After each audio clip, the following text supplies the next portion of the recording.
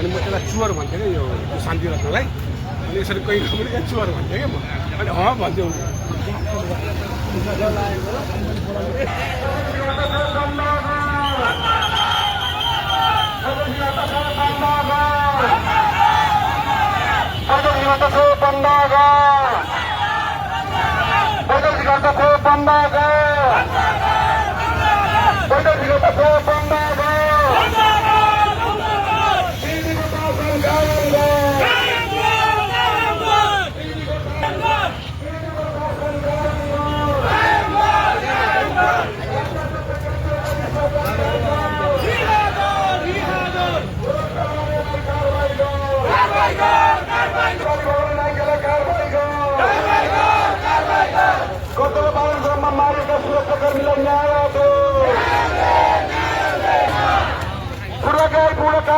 प्रतिवेदन खारेज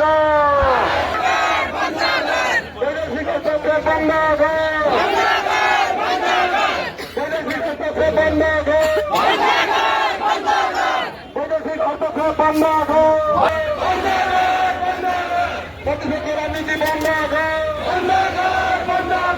बिजुलीको शासन कायम पार्टी अध्यक्ष केपीओलाई निषेध गरी कर्तव्य पालन क्रममा मारिने सुरक्षाकर्मीलाई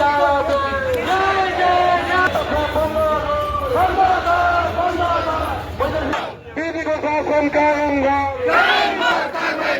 जेल ब्रेक गरी अपराधी भराउनेलाई कारवाही पूर्व कार्की आएको प्रतिवेदन खारेज पूर्व कार्की आएको प्रतिवेदन खारेज राज्य आतंक बन्द राज्य आतंक बन्द वैदेशिक हस्तक्षेप बन्द दिल्लीको शासन कायम वैदेशिक हस्तक्षेप चाहिँदैन। धन्यवाद। हामी नेकपा एमाले मोरङ जिल्ला कमिटीले ल्याएको विरोध पत्र हामी मोरङ प्रमुख जिल्ला अधिकारीलाई मार्फत बुझाउँदैछौँ। म यो वाचन गर्न लागिरहेको छु।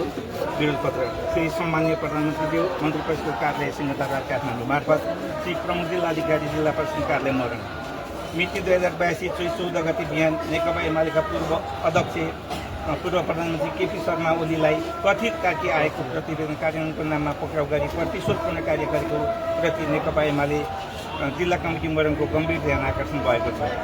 नवनिर्वाचित सरकारले मुलुकलाई प्रथम पाइलामै द्वन्द्व र मुठभेडतर्फ धकेल्ने काम गरेको छ। भाद्र 23 गतेको जेन्जी नवयुवाहरूको शान्तिपूर्ण आन्दोलनलाई योजनाबद्ध र सङ्गठित रूपमा हाइज्याक गरेर द्वन्द्व निर्वाचित सरकार र संसद विघटन गर्दै गैर संवैधानिक बाटोबाट बनेको सरकारले गठन गरेको तथाकथित असंवैधानिक पूर्वाग्रही कार्की आयोगको प्रतिवेदन प्रतिशोधपूर्ण देखिन्छ। कर्तव्य पालन गर्न खटिएका सुरक्षाकर्मीमाथि आक्रमण गरी हत्या गर्ने, प्रहरीको हतियार लुट्ने, जेल तोडेर कैदी बन्दी भगाउने, पार्टी नेता कार्यकर्ताका निजी सम्पत्ति तोडफोड गरी आगजनी गर्ने, व्यावसायिक प्रतिष्ठानहरू तोडफोड आगजनी र लुटपाट गर्ने, सिंहदरबार सर्वोच्च अदालत संसद भवन लगायत सरकारी संरचना तोडफोड आगजनी लुटपाट गर्ने प्रतिवेदनमा देखिन्छ। यसैले यो प्रतिवेदन पूर्वाग्रही र प्रतिशोधपूर्ण छ भन्ने हाम्रो ठहर छ। आयोगको प्रतिवेदन कार्यान्वयनको नाममा सरकारले शपथ ग्रहण गरेकै 24 घण्टा नबित्दै संवैधानिक विधि प्रक्रिया विपरीत पहिलो बैठकबाटै लोकतान्त्रिक शक्तिहरूमाथि प्रहार गर्ने काम भएको छ। यसै क्रममा हाम्रो पार्टी अध्यक्ष लगायत नेताहरूलाई पक्राउ गर्नु सिङ्गो लोकतान्त्रिक आन्दोलनमाथिको नाङ्गो प्रहार र दमन भएको हाम्रो ठहर रहेको छ।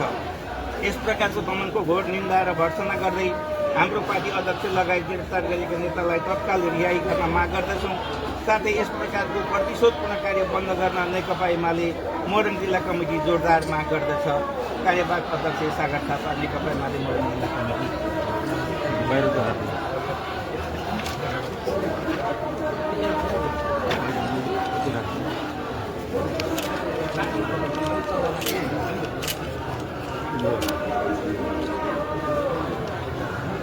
धन्यवाद।